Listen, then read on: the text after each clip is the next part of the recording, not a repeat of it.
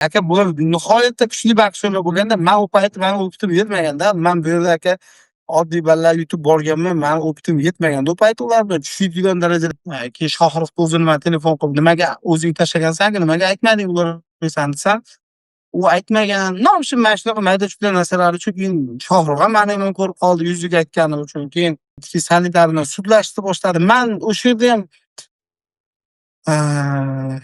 bilin bu narsani aytish qaysidir ma'noda to'g'rimi, noto'g'rimi dedim. Men qara dedim, menga davay jahon chempionlik bo'y ber dedim. Agar jahon chempionlik bo'y bermaydigan bo'lsang, men sen bilan kontraktni buzaman dedim. Men ishlamayman sen bilan. 4 yil sudlashdim aka. Faqat $120,000 bo'ynimga qarz qilib qo'ydi. Baribir yutqizdim sudda aka. Pichoq tiqib qo'yishganda aka shu ko'chada haqiqatni basharasiga aytgandim. Yerga shu tiqib qo'yishdi. Bizada bo'lganmidi u voqea?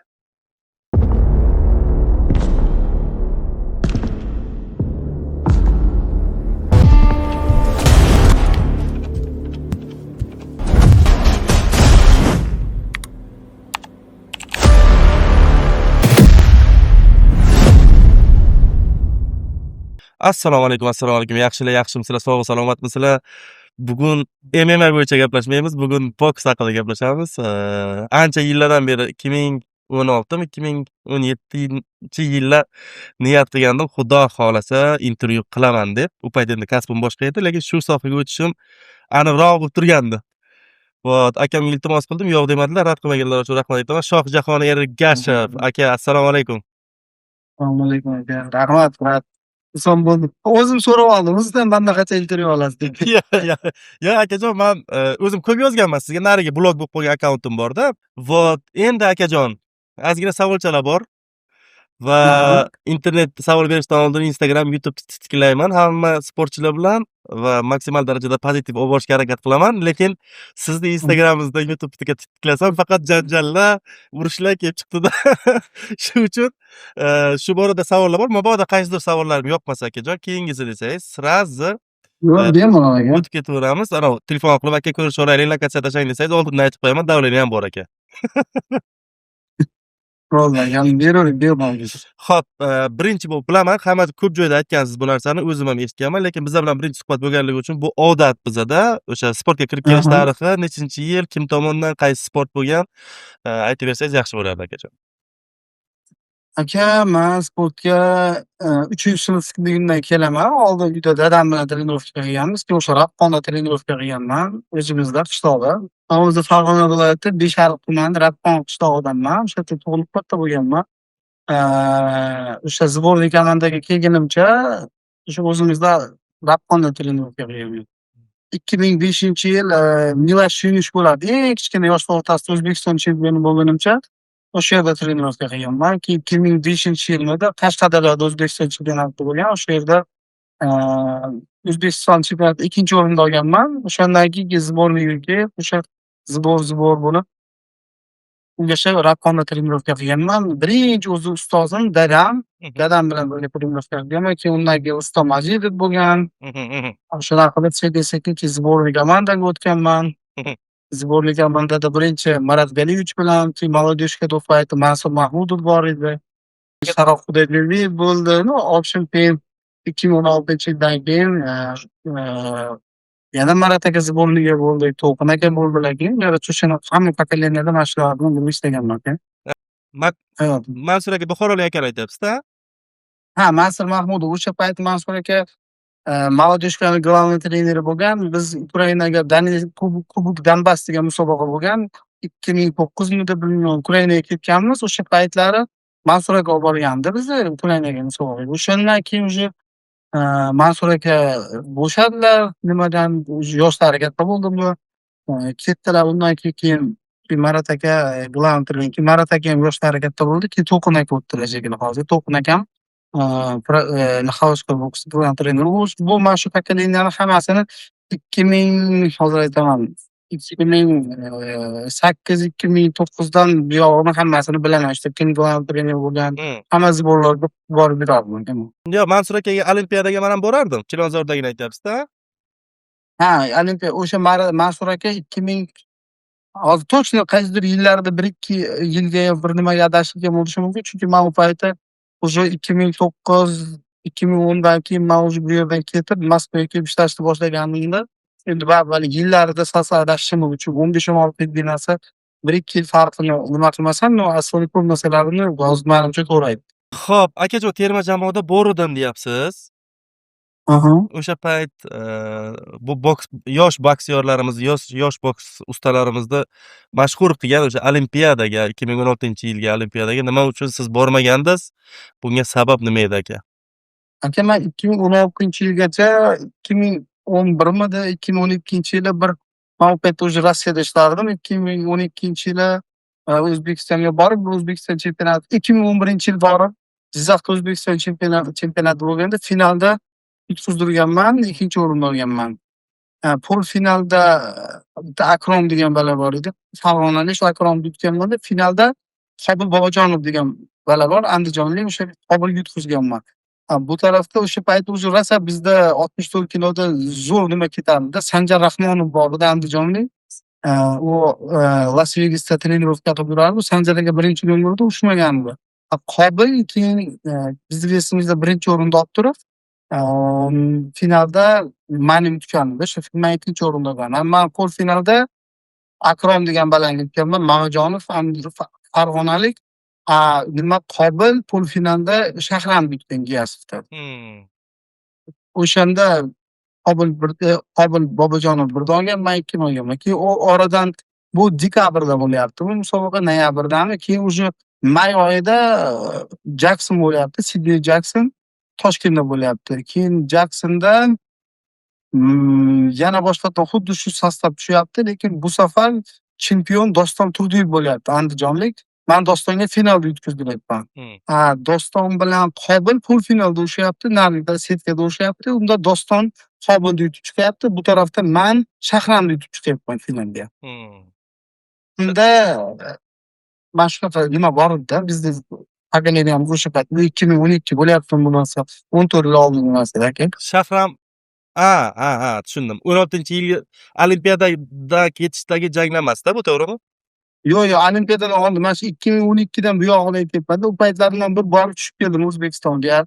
O'sha paytlar 2016-yil olimpiadaga men o'zim u payt umuman yo'q edim aka. Men u olimpiadaga men yaqinlashganim ham yo'q. U meni umuman olmasdi ham, chunki undan keyin men 2012-yili bir marta borib o'sha Jacksonga tushganman. Jacksonda ikkinchi o'rinni olganman. Shundan keyin уже men O'zbekistonga qaytib bormadim aka. Mana shu yurtdan 3-4 yil trenirovka qilib, shundan keyin O'zbekistonga bormadim aka. Men ishladim bundan. Ish bo'lib ketib, bu yerda Atanada ishlaydim. Rossiyaga ketishga sabab, adashmasam Moskva edi-a? Da, men Moskvada ishlaganman.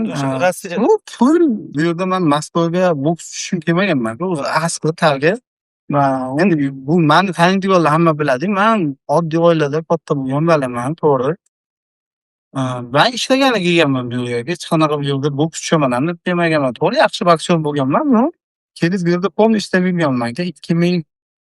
2010-yildan buyog'i уже 2016gacha, 2015 oxirigacha faqat охранада ishlab yurganman. Men umuman bu ikkinchi boksni topaman ham demaganman, что menga kimdir nima yordam beradi ham demagan. Xo'p, unda boksga qaytishga sabab nima bo'lgan?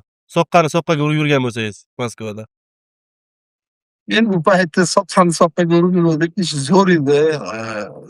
Men hozir ham o'sha odamni oldiga kelganman, Sayfulloddin meni поддержка qilib, o'g'li deb bo'lib qolgan. Meni o'zim otam deb bo'lib qo'ygan odamda Sayfulloddin. Men uni oldida yurardim. Menda вообще puldan muammo bo'lmagan. Yaxshi mashinani bilib, Moskvada zo'r yurardi. Ozgina endi bu odamni hayotida nima bo'lgan, o'sha paytda shiftda ham ozgina hayotida ozgina muammolar boshlangan payt edi. Shiftda ham muammo bo'ldi. Biz ham o'sha payt охранаdan meni bo'shatib, damingni olib turib degan payt edi. Men dam olib, nimaga ketganmiz o'sha paytda Novorossiysk degan joy bor edi. Seskamni o'sha yerga borib qoldik-da, o'sha yerda ozgina trenirovka qilib qaytib kelib, o'shandan keyin yana boks qarasam hech kim urolmayapti. Men o'yladim, dedim, boksga tushib kelay desam, nima qilasan, hech kimni qila охранада dedi, keyin nima tushib kelay desam. Endi u meni to'g'risini aytaman, otam deb bo'lib qolgan odam. Menga hech qachon buni ish qilsin, buni ish qilsin deb aytmagan. Boshida qo'lida ishlaganman, lekin keyin bora oldida o'g'lidek katta bo'lganman-da. Men otamdek bo'lib qolgan. Постоянно любой narsada mani поддерживать qiladi.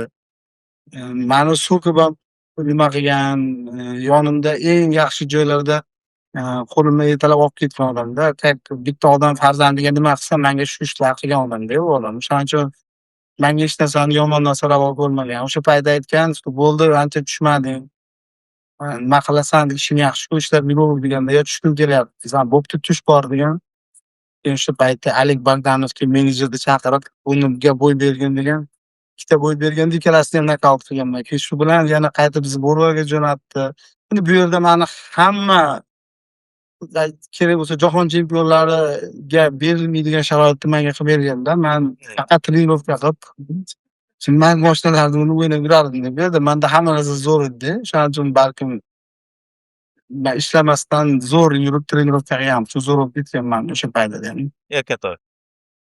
Endi erkatoy bo'lganmiz. Endi shefni oldida xohlaganda yurganmiz. Faqat daminda ovqatingni trenirovkangni qil deyardi. Moskvada o'zi janglaringizni kim olardi? Qanaqa tashkil qilinardi va Moskvadagi mashg'ulotlar, jangga tayyorgarliklar qanaqa bo'lardi? Kim sponsor, kim pul tikardi? O'sha inson sponsorligi ham полный и o'sha payti bizda har xil trenerlar kelardi. Bizda o'zimizda Grand Plus degan Grand Plus boytsiga katta boksyorskiy klubimiz bor edi. O'sha shefni o'zini katta Grand Plus degan katta торговый sentrlari bor. Hozir ham ishlab yotibdi. O'sha Grand Plusda bitta katta zal bo'lardi-da. Hozir ham turibdi o'zi. O'sha zalda trenirovkani boshlaganmiz. U payt O'zbekistondan Sodir aka degan Tashmatov nimaligida Farg'onalik Sodir aka hozir bilmayman qayerdalar. U Sodir aka ham kelib ishlagan. Sodir akadan keyin yana boshqa Buxorodan trenerlar bo'lgan. Ko'p trenerlar kelgan. Hammasi kelib bo'ldi ishlab ketadi. Rus trenerlar bo'lgan. Men ko'proq Seyskiga borib trenirovka qilardim. Moskvaning Seyski va metro aeroportda bizga yaqinroq edi. Shu Kipspaningda shu yerda yurardim. Men Seyskidan past hamma trenerlar meni tanardi. Sardor Rahimxonni siz Rossiyaga jangingizga chaqirgandingiz. O'sha jangingizga Sardor Rahimxon qo'shig'i bilan chiqqandingiz. Sardor Rahimxonga necha pul bergan edingiz? Necha pul bergan edi? Bergandingiz siz. Ha, qarang aka, mana men o'g'il bola aytaman shunaqa. Sardor aka daqangi men bu shou biznes olamida bu darajada saxiy, qo'li ochiq, yuragi toza odam ko'rmaganman. Bilasizmi nimaga unaqa bo'lgan? Sardor aka Moskvaga shu payti kelgan bo'lgan, o'zlarini qanaqadir boshqa ishlari bilan klipga bir narsa aytgan. Keyin do'st degan qo'shig'iga klip olmoqchi bo'lgan.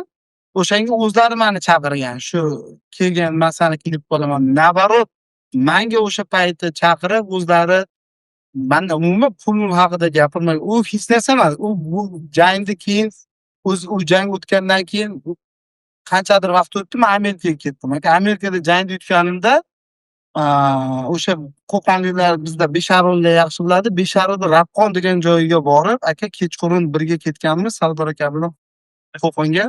Umuman u kechasi uxlamasdan borib, besplatniy butun xalqqa bir 20 ming odamga konsert berib qaytib kelganlar. Lekin bir so'm pul olmaganlarga to'g'risi. Dal pul haqida gapirmaganlar ham. Sardor aka juda ham chunki menimcha xalq juda ham yaxshi ko'radi Sardor akani. O'sha Sardor aka mavzusi ochilganda men ham shuni aytib ketaman. Ha, kstati, drug degan klip aytyapsiz, do'st emas, ruschasini aytyapsiz. Ha, drug degan qo'shiqda o'sha payt. Uni montajni men qilganman. Nima deysiz? Montajni men qilgandim u klipni deyman. Ha, siz qilganmidingiz? Ha. Dilmurod akam bor edi. Keyin Dilmurod aka yonida yuradigan Mr. Foto. Mr. Foto. Payti Sardor aka menga ko'p yordam berganlar. Men buni o'zini Instagramlariga qo'yib, chempionimni yozib, o'sha janglarimga borib, Rublyovkada jangim bo'lganda oldimga borib rosa nima qilganlar. Sardor aka молодец odam aka, rosa yordam berganlar. To'g'ri. Endi Sardor akani mavzusi ochilganda mana bitta Sardor aka haqida bo'lgan istoriyani aytib beraman-da, keyingi savolga o'tamiz. 18 yil montaj qilgan bo'lsam, klip montaj qilganman-da men aslamda. 18 yillik karyera davomida Sardor Rahimxon telefon qilganda, "Nech pulga montaj qilasan?" degan. "Falon pulga" desam, "Qilasiz" degan. Hurmat izzat bilan gaplashardilar-ku, "Qilasiz" deganlar.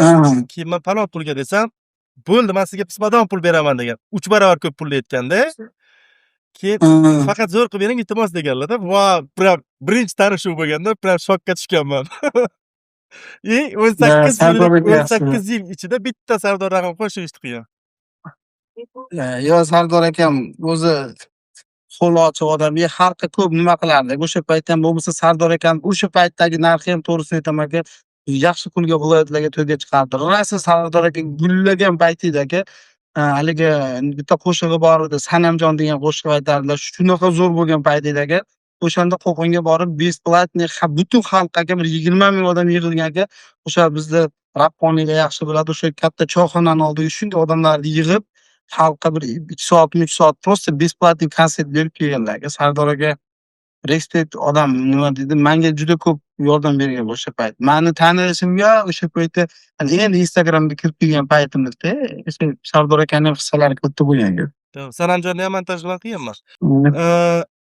Yana o'sha hissa qo'shganlar haqida gaplashadigan bo'lsak, Shumbola degan gruppa internetda anaqa bo'lardi-da, komanda. Da, Shohrux. U ham rosa mani aka Instagramda bu yerda Moskvada yurardi. U bratchikam oldi Shohrux. O'zi Qashqadaryolikmidi, Surxondaryolik, общем o'sha tarafdan, Voqea tarafdan Shohrux ham rosa ko'p yordam bergan. Shu yerda haligi sportmen sportga qiziqadiganlarga fan встречалар qilardi, meni chaqirardi. Shohrux rosa nima edi, Shumbola degan bitta kanali bor edi. Rosa Shohrux ham yaxshi nima edi, nima desam, ham katta foydasi chiqdi. Martiyonning yurganda rosa meni videolarimni qo'yardi.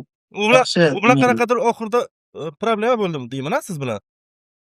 Nima deysiz? Siz bilan ishkal bo'lib ketib qolmadi, kelishmovchilik bo'lmadimi Shohrux bilan? Yo'q, Shohrux bilan kelishmovchilik bo'lishini nimasi, men bu bugun sport Farruh bor, o'sha Farruh aka bilan nimadir nima qilganda, bular endi baribir ular blogerlar va bir-birini поддерживать qiladi. Bir paytlar bunaqa bo'lganda, menga Farruh aka aytganki, "San degan MMA O'zbekiston degan nimasi bor edi, Farruh akaning nimasiga, o'sha YouTube kanaliga meni bir 10-15 ta videom bo'lgan. Shohrux, men aka to'g'risi men bokschi bilaman, uncha ko'p narsani tushunmadim. Как есть-da. Shohrux unga qanaqadir bir narsa videolarimga meni kanalimni o'zi ochganda, men aksiyani kanalimda ochib turib, pasportimni berganman. O'sha meni kanalimdan u yerga videolarimni qo'yib turib, aksiyani kanal qilganda, u kanalimda keyin o'sha Farruh akaning kanaliga bu qanaqadir bir жалоба tashlagan. Keyin короче жалоба tashlaganda meni nomimdan ko'p kanallarga жалоба tashlagan Shohrux. Men aytganman, men haqimda video chiqsa o'chirtirgan, yomon narsalar bo'lsa desam, u o'shalarga ham tashlagan, keyin ular Farruh akalar meni yomon ko'rib qo'ygan. Короче, общем shunaqangi mayda shunday narsalar bo'lib ketgan. Men Shohrux yaxshi bola. O'sha paytda baribir keyin blogerlar bir-biri bilan ishlagandan keyin o'sha har bitta odamning pik payti bo'ladi. Keyin men o'sha u darajada nima qilmadim. Keyin bu yerda muammolar boshlandi menda. O'zimda ishimiz bo'yicha. Keyin men Amerikaga ketdim. Общем shunaqa mayda juda ishlar bo'ldi. Keyin sal nimadan chiqdim-da. Keyin bu narsalardan keyin o'sha sekin-sekin hamma narsa bosib ketdi. Shohrux ham o'zining hayoti bilan. Lekin Shohruxni именно menga nimasi tegmagan. Lekin o'zi bilasiz, O'zbekistonda bizda odamlarimizda haligi kimni oldiga kelsa, o'sha odamni yaxshi seniki to'g'ri deydi-da, betiga aytmaydi-ku, "Sen noto'g'ri deyapsan buni narsani", hech kim aybini tan olmaydi-ku. Shunaqa kattagi mayda juda narsalar bo'lgani uchun keyin Farruh aka meni yomon ko'rib qo'ygan. Keyin Shohruxga o'zi nima telefon qilib, "Nimaga o'zing tashlagansan-ku, nimaga aytmading ular desam" desam, u aytmagan. Общем, mana shunaqa mayda juda narsalar uchun keyin Shohrux ham meni yomon ko'rib qoldi yuziga aytganim uchun. Keyin Farruh aka ham meni yomon ko'rdi. Короче, shunaqa mayda juda narsalar bo'lib ketgan. Da, hozir hammasi yaxshi bo'lsa bo'ldi. Keyingi savol shu ediki akajon, o'sha Amerikaga borishga sabab nima edi? Chunki Rossiyada ishlaringiz hozirgacha gaplashganimizda ishlaringiz yaxshi edi va nega aynan bu murabbiyda? Endi Amerikaga aka уже yaxshi bo'ldi. 10 ta jang tushdim Moskvada. 10 talasini ham nokaut qilib yutdim. Уже u payti keyin yaxshi bo'ldi. 11-jangimda Moskvaga borib tushaman dedim. Amerikaga borib tushaman dedim. Keyin уже Amerikadan haligi meni bu yerda menga bo'ylar organizatsiyasiga Alik Bogdanov degan menejer menga Amerikadan Salitadan kontrakt keldi dedi. "Davay ketasan" dedi. Borib shu yerda tushaman dedi. Bu paytda endi yosh bola bo'lganman. Yosh bolam 27 yosh. Men endi sport nimasida yosh bo'lganman-da, ko'p narsani bilmaganman. Keyin хорошо kontrakt bitta qo'l qo'ydik, 5 yillik kontrakt. Сразу aka keyin Amerikaga ketdim-da, borib bitta jang tushdim. Yutdim. Ikkinchi jangda keyin Jimmy Wang bilan tushdim, Barclays Center'da, Nyu-Yorkda. Uni ham yutdim. Keyin international kamera oldim. Keyin O'zbekistonga keldim, borib kelib mana shunaqa qilib yurib sportchilar bo'lib ketdi. Sanitarni sudlashni boshladi. Men o'sha yerda ham Bu narsani aytish qaysidir ma'noda to'g'rimi, noto'g'rimi hech qachon odamlarni bunaqa gapirishni "San unaqa qilmayapsan, mana bunaqa qil" desa, ularni nimasiga e'tibor berib yurmaslik kerak ekanda. Faqat sportingni qilishing kerak, sport qilmaslikka ketishing kerak ekanda. Menga o'sha payti 16dami, 17da tushgan paytim menga odamlar "Saperniging unaqa, saperniging bunaqa, dunyoda 10 taligida yuribsan, lekin 5-6 yildan beri jahon chempionligiga tushmayapsan" deb rosa menga odamlar gapirdilar aka. "Raqibing unaqa, raqibing bunaqa" deb jahon chempionligiga tushmayapsan deb gapirdi. Aka keyin men odamlarni gapiga nima qilib, keyin Salitaga telefon qildimda aytdim. Dedim, "Men qara dedim, menga davay jahon chempionlik bo'y ber" dedim. "Agar jahon chempionlik bo'y bermaydigan bo'lsang, men sen bilan kontraktni buzaman" dedim. "Men ishlamayman sen bilan. Ber kontrakt menga" dedim. U menga aytyapti, "Shohjahon, ozgina shoshilma, senga yana 5-6 ta bo'y bor. Sani opiting yo'q hali. Jahon chempionligiga tushsang hozir yutolmaysan." Chunki u paytda Josh Taylor bor edi, Progress. Ular yosh edi, kuchli edi aka ular paytda. Bitta Ramirez degan bor edi. Meksikalik aka, bular nihoyatda kuchli boksyorlar bo'lganda, men u payti meni opitim yetmaganda, men bu yerda aka oddiy ballar yutib borganman, meni opitim yetmaganda u payti ular bilan tushadigan darajada. Chunki men o'zim hozir mana musobaqalar organizatsiya qilyapman. Kim kimni yutishini 90% bilaman chiqishidan oldin aka, to'g'risida. Hmm. Chunki aka bunday qaraymanda bilib olamanda o'shanga qarab turib. Chunki uje boks ko'zi bilan qarayman ko'p narsalarni. Mana necha marta kimni qayergacha borishi, masalan, men Bektemir haqida boshida aytganman, shu bola zo'r bo'ladi deganman. Mana qarang, Bektemir aka jahon chempionligiga bir qadam turibdi aka. Men aytganman, buni bola yaxshi pul ishlaydi, mana bu bola mana bunaqa bo'ladi deb aytganman. Chunki aka uje professional bo'lib qolasiz ekanda, bilib qolasiz aka bu narsani, tushunib qolasiz. O'sha payt men tushunmaganman. Odamlar aytsa, to'xta, odamlar aytyapti deb sudga berdim. Aka uje 4 yil sudlashdim akam Salitov bilan. Faqat 120 ming dollar bo'ynimga qarz qilib qo'ydi. Baribir yutqizdim sudda aka. U pullarni boksga to'lab berdim keyin aka. Hmm. Option mana shunaqa narsalar bo'lib ketdi. Nima maqay ketdi, option ko'p narsada shu uchun qiynaldim aka biroz. Xo'p, endi obrazga kelsak. Nimaga aynan milliy obrazga chiqardingiz oldin? Kim maslahat bergan yoki o'zingiz o'ylaganmisiz? Yo'q, dadam aytishgan, shunaqa milliy deb kiyib chiqqan. Keyin milliy kiyimlarda chiqsa yaxshi bo'ladi. Baribir O'zbekistonga ketishgan. Rosa kulish kerak odamlar boshida bilasizmi aka? Hamma kulyapti. Nimaga? Naborot kayf-ku. Endi o'sha payti shunaqa edi. Odamlar kulganda bilmadim nimaga hamma hayron ko'zi bilan qaraganda o'sha payt odam. Xo'p, endi akajon, afsonaviy o'sha boks bo'yicha, sport bo'yicha qanaqa ta'rif berish kerak bo'lsa, hammasini berish mumkin bo'lgan inson, ya'ni Mayk Taysonni ko'z oldida jang qilish bu ortiqcha mas'uliyatmi yoki naborot motivatsiya beradimi? Aka to'g'risini aytaman, man aka to'g'risi nima emas dedi. Birinchi marta Zabjugani yaxshi ko'rardimda. Zabjugani bo'ylarini ko'p ko'rardim. Tez edi. Ju bilan tushgan o'sha bo'ylarni ko'rib yurardim. Inflyuens bo'lganman. Zabjuga o'zimiz ko'rib yurardim. Lekin aka to'g'risini aytaman, o'sha Amerikaga borganimdan keyin Mayvezerlarni ko'rib, Taysonlar zalimizga keyin shunaqa yurardi o'sha yerlarda. O'sha Matias bilan bo'lgan jangda akajon birinchi raund zo'r bo'ldi va ikkinchi raundda birinchi yarmi prям kayf bo'ldi. Ikkinchi raundda o'zi birinchi yarmi umuman boshqacha boshlandi. Prям zrilishni boshlandi-da. Va o'sha ikkinchi raundda ikkinchi yarmiga kelib qanaqadir himoyaga o'tish boshlandi. Bunga sabab nima edi?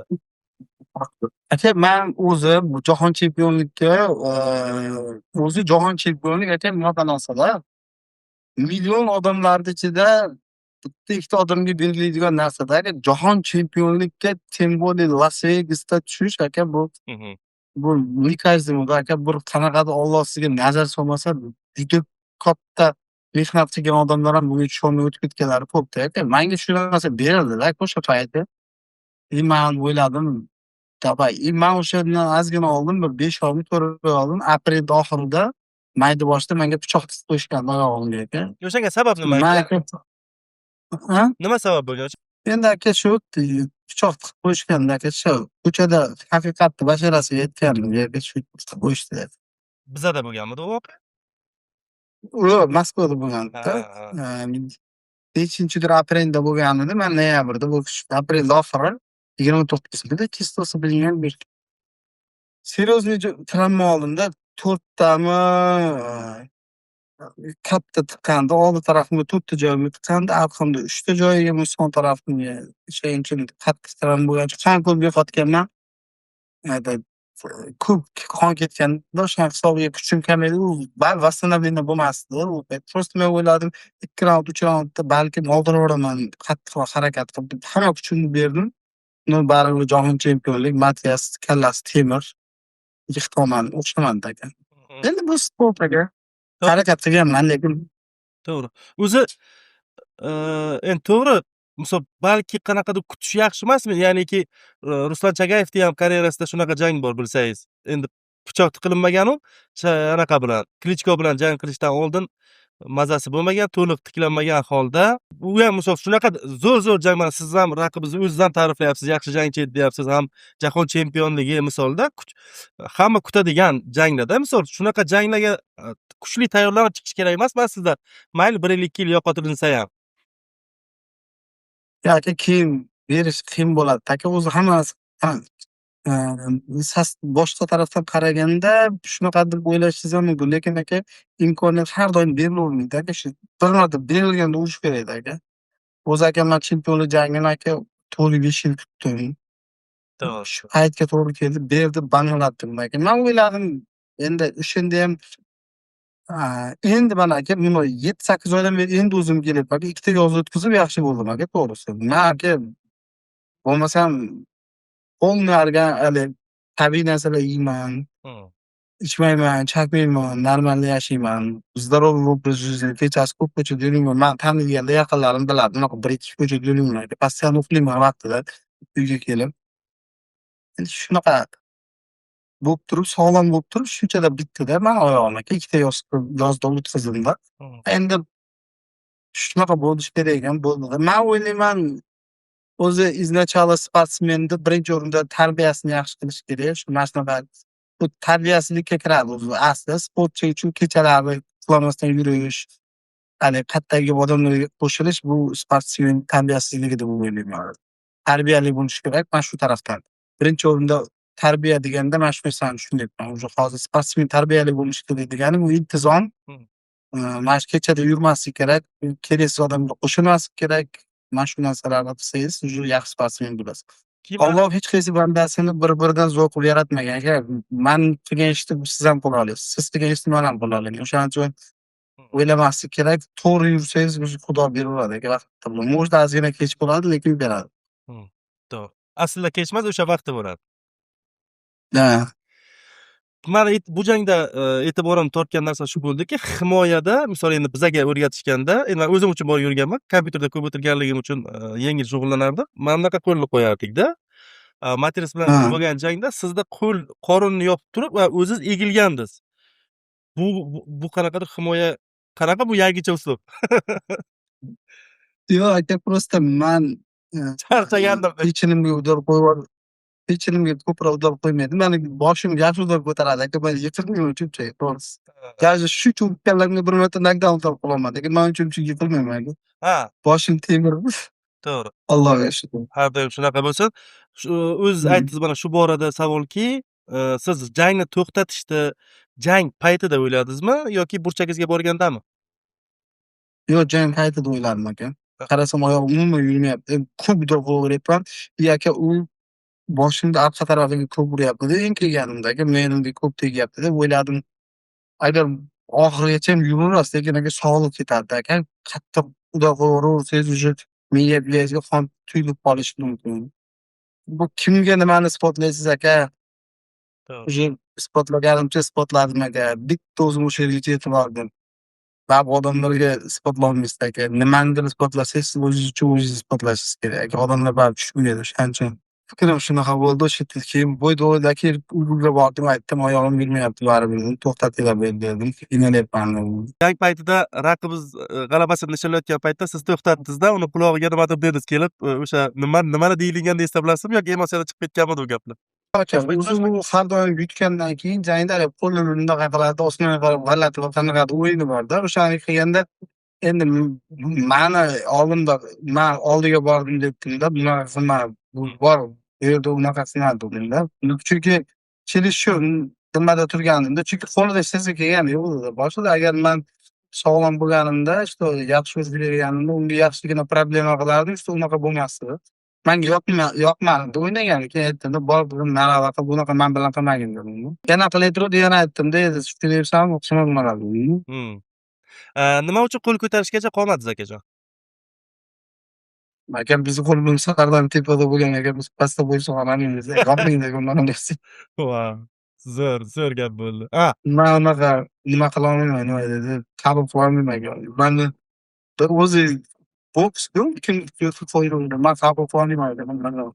Yoki men yutaman aka, yo bo'lmasa hali o'yin tugamagan bo'ladi. Yoki hech kim. Xo'p, akajon, bu savolni berishdan oldin uzr so'rayman. Mabodo yoqmasa ayting, sразу kesib tashlayman. Lekin men o'sha oldindan shu narsani juda ko'p o'ylardim shu haqida, shu savol haqida. Misol Bahodir Jalolov barcha boksyorlar birga o'tiradi, tam choyxonacha, poyxonacha bo'ladi-da. Lekin meni nazarimda Shohjahon Ergashev yakkalanib qolganga o'xshamayaptimi?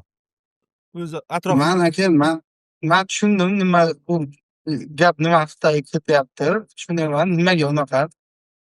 Qarang, ular bitta oiladek katta bo'lishgan aka. Zborda yurib, ular o'yin 15 yillab bitta komanda bo'lib katta bo'lgan, Olimpiadaga borgan, jahon chempionatiga zbor qilib yurib, ular bir-birini yaxshi tushunadi aka. Men молодежкаdan взрослыйga ko'tarilib emas, уже men Rossiyaga ketganman aka. Meni bilan ularni nimasi bir-biriga to'g'ri kelmaydi.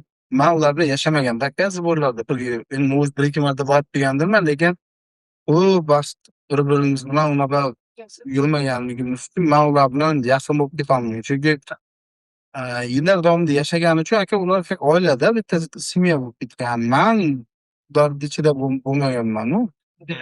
Endi men Moskvada katta bo'lgan, meni hayotim bu yerda bo'lgan ekan. O'shaning uchun men bu yerdagina ko'proq yaqin bo'lgandim aka. O'shaning uchun men ularni bu darajada yaqin bo'lmaganman. Lekin ko'rsam so'raman, qilaman, yaxshimisiz, tuzimsiz, baribir hammamiz bitta komanda, bayrog'imiz bitta, bayroqni birga ko'taramiz.